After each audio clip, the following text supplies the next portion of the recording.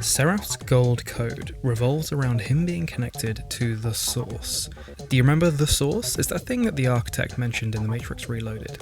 Now, to fully understand Seraph's gold code, we need to understand a few things, and I'm going to be going over these points in this video.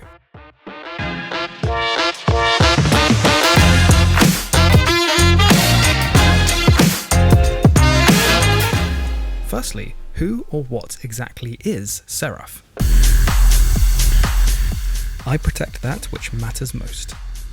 In your computer, there are many security programs, firewalls, antivirus, passwords. Keep in mind that the Matrix is a giant computer, and so would have these kind of security programs. Arguably, agents are basically security programs that protect hackers from disrupting the power supply. That being plugged in humans, because remember, the whole reason for the Matrix is to get power from human bodies. Seraph is a password protection system. What is he protecting? The Oracle. And what is the password? Fighting. Remember that the Matrix is a place filled with danger and opportunities to be deleted or killed, whether this be by machines, agents, red pills, exiles, or anything else weird. We've seen in the Matrix Reloaded how agents are tasked with eliminating exiles, for example the Keymaker. At one point, the agents specifically target the Keymaker simply because he is an exile program. They don't just go after red pills, no, they go after exile programs. At the point when we encounter Seraph in the Matrix Reloaded, we still think that the Oracle has good intentions, or at least neutral intentions, so we accept the fact that she would need a vicious fighter program guarding her from agents. But it's only later, at the end of Matrix Reloaded, during the Architect scene, that we learn that she is part of the system of control, in the same way that the entire Matrix is. And the only thing that she'd need protection from is exiled programs like the Merovingian. But how did that happen? How did Seraph become the protector of the Oracle? Let's look at Seraph's history, as this will help explain why he has gold code. As I've explained in previous videos, and as we learn from the Architect's conversation, the current Matrix that we're seeing in the movies is the third build. The first two builds were named the Paradise Matrix and the Nightmare Matrix. As the Architect explains, the first Matrix I designed was quite naturally perfect. It was a work of art, flawless, sublime. He created this Matrix to be a paradise for the human mind where no one suffered. Of course, during this Matrix, the machines still needed agents to ensure everything ran smoothly, so they still needed agents to block people from waking up. These agents needed to match the setting and atmosphere of the Paradise world, and so they took the form of angels, alternatively named Seraphim.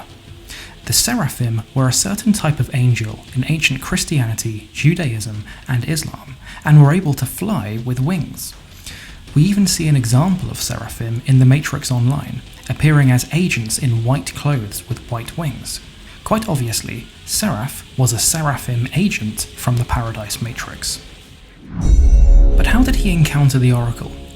As I've explained in my Who is the Merovingian video, the Merovingian was the operating system of the Paradise Matrix and Nightmare Matrix, as evidenced by several things. For example, his immense knowledge within the Matrix, as he says he's a trafficker of information, and his affinity with supernatural programs like vampires. So at this time, Seraph worked as a Seraphim agent under the Merovingian.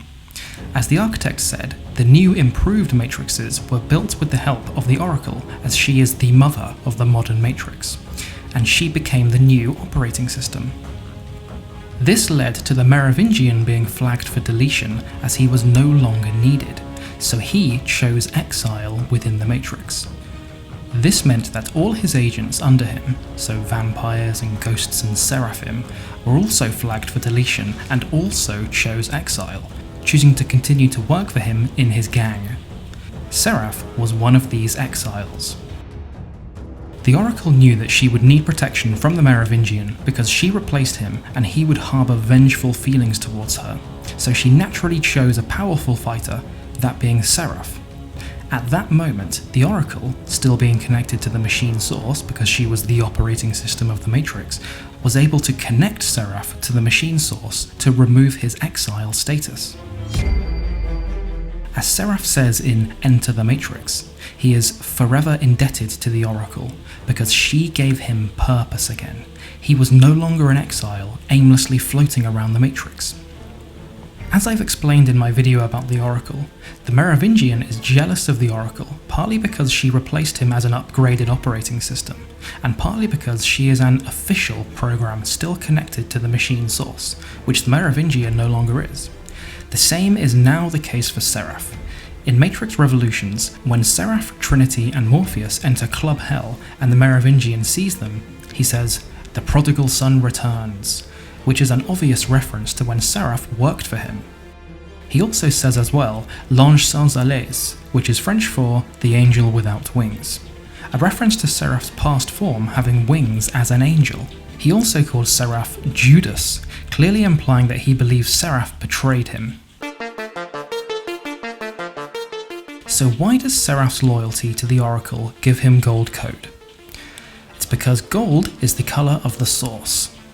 As I've mentioned in my video that explains how Neo stopped Sentinels with his mind, every machine in the real world is connected to the source via a wireless Wi-Fi connection.